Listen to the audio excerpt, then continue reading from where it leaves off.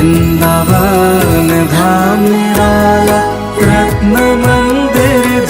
तो आचार्यों के माध्यम से ही हम धाम की महिमा समझ सकते हैं। ये समझना बहुत ज़रूरी है। हम भी अपने आप धाम में आ सकते हैं, अकेले के घूमने के लिए आ सकते हैं, परिवार को लेकर उनको कुछ मालूम नहीं पड़ेगा।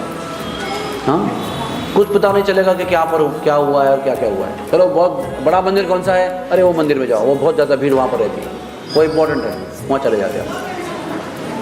बाहरी दृष्टि से जो हमको आकर्षण लगता है वो हमारे लिए इम्पोर्टेंट है। जहाँ पर ज़्यादा बड़ा मंदिर साइज़ का है, जहाँ पर बहुत ज़्यादा भीड़ रहती है, वहाँ पर पंडाओं को बड़ी बड़ी दक्षिणा देनी पड़ती है अंदर जाने के लिए, वो तो बड़ा मंदिर, वहाँ पे हमको जाना ही चाहिए। उधर मंगला में 5000 लोग रहते हैं, अरे ये बहुत बड़ा मंदिर है, ऐसा लगता है हमको। लेकिन कई ऐसे स्थान हैं, बहुत महत्वपूर्ण स्थान है, जहाँ पर कोई नहीं पहुँचता है। क्या कारण है उसका? क्योंकि जो अंतरंग स्थान है भगवान के, वो भगवान सबके लिए प्रकाशित नहीं करते हैं। जो शुद्ध भक्त होते हैं, उनकी कृपा प्राप्त जो भक्त होते हैं, उनको ये रहस्य पता होता है, इसलिए जहाँ पर कोई नहीं पहुँचता है, वहाँ पर वो शुद्ध भक्त पहुँच जाते हैं। वृंदावन में जाएंगे तो सब लोग बांकी बिहारी मंदिर में जाएंगे, बहुत भीड़ रहती है वहाँ पर, कभी भी साल में कभी भी जाओ। लेकिन जो मदन टेर है, जहाँ पर भगवान ने मदन को बाण मारा था, मदन ने भगवान को बाण मारने का प्रयास किया था और मदन स्वयं पिघल गए थे, वहाँ पर कोई पहुँचता नहीं। हाँ, तो वहाँ पर एक विवल कुंड है बरसाने में, वहाँ पर विवल होकर दोनों को अश्रु भये थे, वहाँ पर कोई नहीं पहुँचता है। 2 मील वन है, वहाँ पर कोई नहीं पहुँचता है। ऊंचा गांव में गया था, कोई पहुँचता नहीं है। सखियों का गांव है, जहाँ पर आप फिसल गए थे, सुदेवी सखी का, वहाँ पर कोई नहीं पहुँचता है। बठेन में, छोटी बठेन बड़ी बठेन में भगवान के चरण चिन्ह हैं, वहाँ पर कोई नहीं पहुँचता। काम में वन में भगवान के चरण पहाड़ी है, जहाँ पर भगवान ने बंसुरी बजाई थी, पत्थर पिघल के चरण चिन्ह उत्पन्न हुए थे, वहाँ पर कोई ज़्यादा लोग पहुँचते नहीं है। तो ये सब स्थान जो है ठाकुर भक्तिविनोद जी भजन में लिखते हैं, से सब स्थाने हिरिवो आमी प्रणयी भक्ति संगे। मेरी ऐसी इच्छा है कि ऐसे आपके दिलाओं के अंतरंग स्थान जो है, वो मैं आपके प्रणयी भक्त मतलब प्रेमी भक्त जो है, उनके संग में देखना चाहता हूँ। क्योंकि ऐसे प्रणयी भक्त के संग में देखने से, उनकी कृपा से उस धाम का दर्शन होता है, वो धाम हमारे लिए प्रकट होता है। धाम केवल टिकट निकालने से, रूम बुकिंग करने से और रहने का व्यवस्था करने से प्रकट नहीं होता है। धाम जो है शुद्ध भक्त की कृपा से वो रहस्य को वो प्रकट करते हैं हमारे लिए, तब धाम की महिमा हम समझ सकते हैं। और एक धाम की महिमा समझने का आसान तरीका है कि धाम में जाके हमको भजन करना चाहिए। समझो एक कोई स्थान है, कुछ लीला वहाँ पर हुई है, अगर वो लीला आपके हृदय में अगर छूनी है, तो आपके जाकर उस जगह भजन करना पड़ेगा। आपको भी अनुभव आया होगा, जिस जगह पर आप पूरे जागरूक थे और पूर्णता भगवान की भावना में थे, प्रार्थना के भाव में थे, उस जगह आपको सबसे अधिक आनंद आया होगा। हाँ, इट्स वेरी सिंपल प्रिंसिपल। जब आपके आत्मा के दरवाजे खुले हुए हैं भावना के आधार पर, तब धाम अपने आप को प्रकट करता है।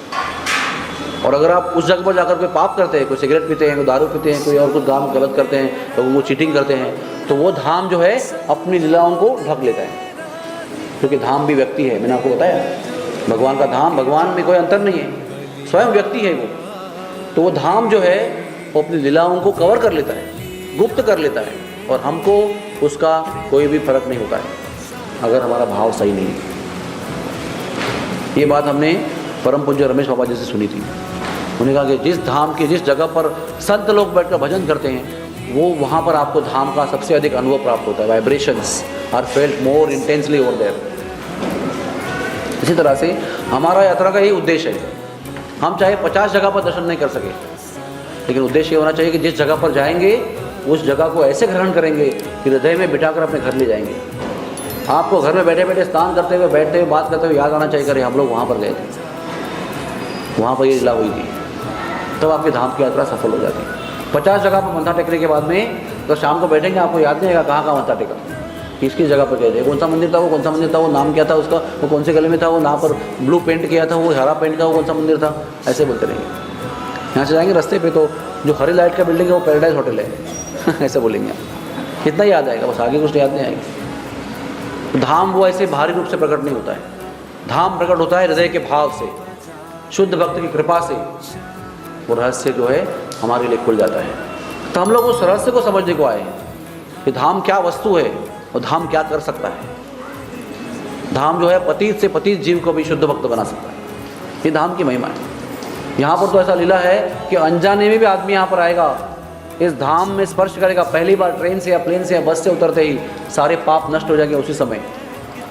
अगर अनजाने में इतना सब लाभ हो सकता है, तो अगर आप जानते हुए यहाँ पर आएंगे, अनुभूति के साथ में आएंगे, भाव के साथ में आएंगे, तो क्या लाभ होगा आपका?